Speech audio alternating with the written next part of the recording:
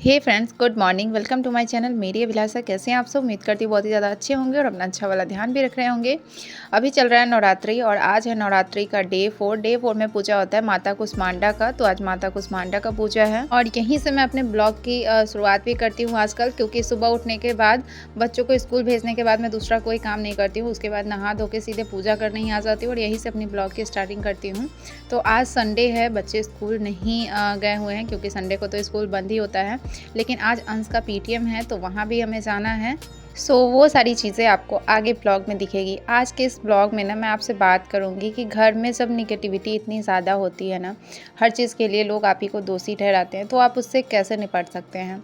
क्योंकि एक कमेंट आया था, किसी ने किया था कि दी मेरे घर में ना रोज़ झगड़ा होता है और आपस में वो झगड़ते हैं और फिर कहीं ना कहीं से मेरा नाम बीच में ला के और सारी गलती ना मेरे ऊपर ही डाल देते हैं। तो इस चीज़ को ना मैंने अपने से बहुत ज़्यादा रिलेट किया है, क्योंकि मेरे साथ भी सेम ऐसा ही होता था। शादी के बाद किसी भी चीज़ की ना मेरे ऊपर ही सारे गलतियाँ जो है वो सारी गलतियाँ मेरे ऊपर ही डाल दी जाती थी और शुरू में वो बहुत रोती थी। एक दिन की कोई चीज़ ना मुझे 2-3 दिन तक डिस्टर्ब करती थी और मैं इतना ज़्यादा रोती थी ना कि उस रोने के चक्कर में एक दिन का कोई बात ना मुझे 2-3 दिन तक पूरा डिस्टर्ब कर देता था। 2-3 दिन तक मैं तो मैं ठीक से खाना खा पाती थी, ना ठीक से मतलब रह पाती थी। बार बार वो चीज़ें मेरे दिमाग में चलती थी कि मेरे साथ ऐसा क्यों होता है, मैंने तो ऐसा कुछ किया ही नहीं है। लेकिन धीरे धीरे जो मैंने अपनी एक्सपीरियंस की है इस जर्नी में, वो मैं आपके साथ अभी शेयर करूंगी कि आप धीरे धीरे देखेंगे कि जो आपकी लाइफ में अभी डिस्टर्बेंस पैदा कर रहे हैं, आप देखेंगे कि सब कुछ करने के बाद ना थोड़ी ही देर में वो आपको बहुत ही ज़्यादा नॉर्मल दिखाई देंगे। लगेगा जैसे कुछ घर में हुआ ही नहीं है। और सोचिए कि उनके एक ऐसी चीज़ें हरकत करने की वजह से या कुछ उनके बोल देने की वजह से आपने अपना 2-3 दिन खराब कर लिया, लेकिन वो बहुत ही नॉर्मल है सामने वाला इंसान। उसे देख के आपको ऐसा लगेगा जैसे कुछ हुआ ही नहीं है। जब सामने वाला ये चीज़ें कर रहा है तो वो चीज़ें हम क्यों नहीं कर सकते हैं? हम अपनी लाइफ में क्यों ये चीज़ फॉलो नहीं कर सकते हैं कि कुछ हुआ ही नहीं है? देखिए फ्रेंड्स, दुनिया में ना 2 तरह के लोग होते हैं, एक अच्छे होते हैं और एक बुरे होते हैं। लेकिन दोनों ही तरह के लोग हमें कुछ ना कुछ ज़रूर सिखाते हैं। हम बुरे लोगों से भी बहुत सारी चीज़ें सीख सकते हैं और अच्छे लोगों के पास तो खैर सीखने की बहुत सारी चीज़ें होती ही हैं। घर में जब डेली ही ये सारी चीज़ें होने लगे ना, तो आप सुबह उठें और खुद को तैयार कर ले कि आज चाहे मेरे घर में कुछ भी हो जाए, मैं खुद को परेशान नहीं करूँगी। जो कुछ भी हो जाए उसका प्रभाव मेरे ऊपर नहीं पड़ेगा। आपको सुबह उठ के ये चीज़ें ज़रूर मन में सोचनी है, क्योंकि आपको पता ही है कि जैसा हमारा सुबह जिस टाइप से हम सोचते हैं ना, उसी तरीके से हमारा दिन जाता है। जब आप सुबह ये सोचना स्टार्ट कर देंगे ना कि चाहे आज कुछ भी हो जाए, मैं खुद के ऊपर इसका इफ़ेक्ट नहीं आने दूंगी, तो धीरे धीरे आप देखेंगे इसका फ़ायदा आपकी लाइफ में ना ज़रूर नज़र आएगा। मैंने भी सेम इसी तरह से करना स्टार्ट किया था शुरू में। कुछ दिन तो जब आप ही की तरह मैं बहुत ज़्यादा रोती थी, मुझे लगता था कि सब अपनी प्रॉब्लम का जिम्मेदार मुझे क्यों मानते हैं, मैंने क्या किया है इनकी लाइफ में।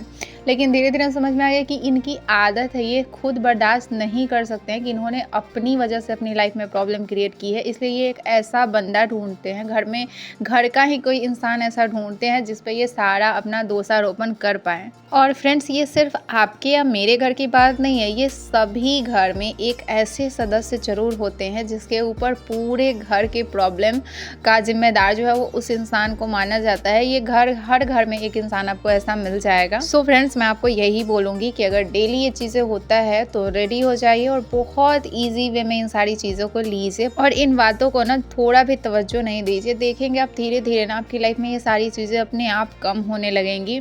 एक आदत मैं आपको बताती हूँ जो हम सभी की होती है। जब हम डिस्टर्ब होते हैं ना, जब सैड होते हैं, तो उस टाइम पे ना हम सैड चीज़ें ज़्यादा सुनना पसंद करते हैं और जितना ज़्यादा हम सैड सॉन्ग सुनते हैं या कहीं पे सैड शायरी वगैरह पढ़ लेते हैं, तो जितना दुख हमारी लाइफ में होता नहीं है ना, उतना हमें लगता है कि हमारी लाइफ में प्रॉब्लम है। वो सारी चीज़ें सैड सॉन्ग सुनने की वजह से या सैड शायरी पढ़ने की वजह से या कहीं से कोई इमोशनल बातें सुन लेने की वजह से ना, जो प्रॉब्लम हमारी लाइफ में नहीं भी होती है ना, उसको भी हम मान लेते हैं कि ये प्रॉब्लम हमारी लाइफ में है। जबकि हमें फ्रेंड्स क्या करना चाहिए, जब हम सैड होते हैं ना तो उस टाइम पे हमें अच्छा गाना सुनना चाहिए, अच्छी किताबें पढ़नी चाहिए, मोटिवेशनल बातें सुननी चाहिए, मोटिवेशनल सॉन्ग सुननी चाहिए। लेकिन हम उसका ठीक उल्टा करते हैं, हम सैड है तो हम सैड ही गाना सुनेंगे और सैड गाना सुन सुन के ना जितनी प्रॉब्लम नहीं होती है उतना प्रॉब्लम अपनी लाइफ में क्रिएट कर लेंगे। और मुझे लगता है कि 95% ना लोग इस चीज़ को ज़रूर अपने लाइफ में नोटिस करते होंगे कि जब वो सैड होते हैं ना तो वो ना ढूंढते हैं कि मुझे कुछ ऐसा सैड स्टोरी मिल जाए, सैड सॉन्ग मिल जाए, और वो क्या करेंगे, वो उठा के अपने स्टेटस में लगाते हैं। एक टाइम पे फ्रेंड्स मैं भी ऐसा किया करती थी, लेकिन धीरे धीरे मुझे समझ में आ गया कि ये चीज़ें बहुत ही ज़्यादा गलत है। हम जितना ही खुद को निगेटिव वे में धकेलेंगे उतना ही हम निगेटिव होते जाएंगे। सो हमें जब हम सैड होते हैं तो हमें पॉजिटिव चीज़ें सुननी है। सो मैंने वो चीज़ें बहुत कम कर दी है अपनी लाइफ में कि मैं सैड हूँ तो सैड स्टेटस ही लगाऊंगी। वो सारी चीज़ें मैंने अपनी लाइफ में लगभग ख़त्म कर दी है। लेकिन आज भी जो हमारे कांटेक्ट में बहुत सारे लोग हैं, रिलेटिव्स, फ्रेंड्स, उनको मैं देखती हूँ कि मतलब वो अच्छी चीज़ें लगाने से ज़्यादा ना अपनी स्टेटस में उनका सैड स्टोरी बहुत ज़्यादा होता है। और मैं बहुत टाइम अपनी जो बहुत क्लोज़ फ्रेंड होती है उनको बोलती हूँ कि नहीं लगाया करो, इससे और ज़्यादा मतलब प्रॉब्लम होती है। और फ्रेंड्स जहाँ पे जब मेरे साथ कुछ ऐसा होता था और मैं 2 दिन 3 दिन खुद को उदास करके बैठी रहती थी, वहाँ पे अगर अब कोई चीज़ें होती है ना तो नॉर्मली आधे घंटे ना बहुत ज़्यादा हो जाता है। आधा घंटा में मैं सब चीज़ अपने आप को ईज़ी कर देती हूँ कि नहीं, ये सारी चीज़ें कुछ नहीं है मेरी लाइफ में सब अच्छा चल रहा है। जब आप ऐसा सोचना स्टार्ट करेंगे ना, आपकी लाइफ में सब चीज़ अच्छा होने लगेगा। और आपकी इन बातों पर क्या राय है प्लीज़ मुझे कमेंट में ज़रूर बताइएगा। सो फ्रेंड्स पूजा करने के बाद मैंने खाना तो नहीं बनाया था क्योंकि लेट हो रहा था और यहाँ पीटीएम के लिए, तो हम लोग आ गए हैं इस स्कूल में। और इस स्कूल में बहुत ज़्यादा बच्चे पढ़ते हैं और मुझे ऐसा फील होता है कि उसमें से कम 1-2 लोग तो ऐसे ज़रूर होंगे जिनके बच्चे यहाँ पढ़ते होंगे और वो हमारा वीडियो देखती होंगी। तो मुझे कमेंट में ज़रूर बताइएगा कि क्या इस स्कूल में आपके बच्चे पढ़ते हैं क्या, जो मुजफ्फरपुर से हैं, क्योंकि ये मुजफ्फरपुर का बहुत बड़ा स्कूल है और इसमें बहुत ज़्यादा बच्चे पढ़ते हैं। यहाँ पे अंश के डैडी अंश को ये बोल रहे थे कि अब तो तुम्हारा कॉपी चेक होगा कि तुमने कितना लिखा है और सब पता चल जाएगा, कि अगर कुछ तुमने झूठ बोला होगा तो पता चल जाएगा, इसलिए बेचारा हंस रहा था। और फिर जब आप पीटीएम में जाते हैं तो बच्चे बदमाशी कितना करते हैं, कितना ज़्यादा कितना कम करते हैं, वो सारी चीज़ें भी टीचर से पता चलती है। तो इसके लिए भी डैडी बोल रहे थे कि अब पता चलेगा कि तुम क्लास में क्या करते हो, क्योंकि अंश क्लास में बहुत ज़्यादा बात करता है और इसके लिए हमेशा कंप्लेन भी आता है। पिछले पीटीएम में भी कंप्लेन आया था, तो मतलब इसके डैडी ने इसको समझाया था कि इतना बात नहीं करना है। सो यही बोल रहे थे कि इस बार पूछेंगे कि तुमने कुछ अपने इस स्वभाव में इम्प्रूवमेंट किया है या नहीं किया है। उसके बाद यहाँ पे अंश की फाइल जो है वो मिल चुकी है और इसका देखा जा रहा है कि मतलब कहाँ कहाँ पे इसने क्या क्या गलती किया है।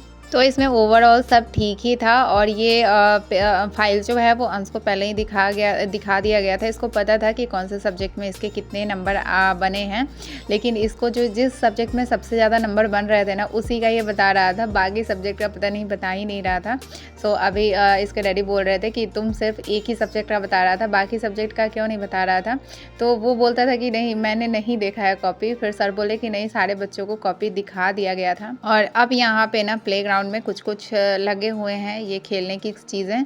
सो ये इस पे वासु जो है वो बिना खेले अगर आता है यहाँ पे तो बिना झूले खेले नहीं जाता है, क्योंकि वासु का स्कूल जो है ना वो बहुत छोटा स्कूल है, तो उसमें ये सारी चीज़ें नहीं है। बाहर में ग्राउंड में ये सारी चीज़ें खेलने के लिए नहीं लगी हुई है, तो इसके लिए यहाँ जब भी आता है ना तो उसको बहुत अच्छा लगता है। और फ्रेंड्स मुझे ना बहुत ज़्यादा अफसोस होता है कि मैंने वासु को ना प्ले स्कूल में नहीं डाला। बच्चों को ना कुछ दिन प्ले स्कूल में ज़रूर डालना चाहिए, लेकिन वो चीज़ें मेरे से मिस हो गई। अब जो चीज़ें मिस हो गई वो तो कुछ कर नहीं सकते हैं, लेकिन हाँ बच्चों को शुरू में ना प्ले स्कूल में ज़रूर डालना चाहिए, ये मुझे फील होता है। वैसे तो जहाँ पे वासु की एडमिशन मैंने कराई है अनजाने में वहाँ पे एडमिशन हो गई। हमने समझा जहाँ कहीं से सुना था कि स्कूल बहुत अच्छा है, लेकिन हमारा जो एक्सपीरियंस रहा स्कूल से वो बहुत कुछ खास नहीं रहा है। सो हम लोग देखते हैं इस बार मतलब हो पाया तो वासु के स्कूल चेंज कर देंगे, नहीं तो फिर देखते हैं क्या होता है, क्योंकि सिचुएशन मतलब प्रेजेंट के हिसाब से ही सिचुएशन जो है वो चेंज होती है, प्रेजेंट में जो चलता है उसी के हिसाब से। सो पहले से सोच के रखने से ना फ्रेंड्स कुछ नहीं होता है। और आज फ्रेंड्स मैं इस वीडियो में ना आपको अपनी स्टडी रूटीन नहीं शेयर कर पाऊँगी, क्योंकि मैं बिना खाए आ गई थी ना और यहाँ पे बच्चों ने बहुत ज़्यादा दौड़ा दिया इधर उधर। सो मैं बहुत थक गई थी, मतलब इतना ज़्यादा थक गई थी ना कि मैं आपको बता नहीं सकती। जब मैं घर गई तो खाना बनाया, खाया और उसके बाद जो मैं सो गई ना तो मेरा उठने का हिम्मत ही नहीं हुआ। तो मैंने कल बहुत कम देर पढ़ाई करी और उसके बाद मुझे वीडियो शूट करने का भी मन नहीं कर रहा था, तो मैंने वो सब नहीं किया। यहाँ पे सब कुछ पीटीएम वगैरह ख़त्म हो गया है और अब हम निकल गए हैं घर के लिए। और फ्रेंड्स, जब आप पीटीएम में जाते हैं ना तब आपको पता चलता है, वहाँ पे आप देखेंगे ना कि बहुत सारे पेरेंट्स अपने बच्चे से इतना ज़्यादा परेशान रहते हैं ना कि मैं आपको क्या बताऊँ।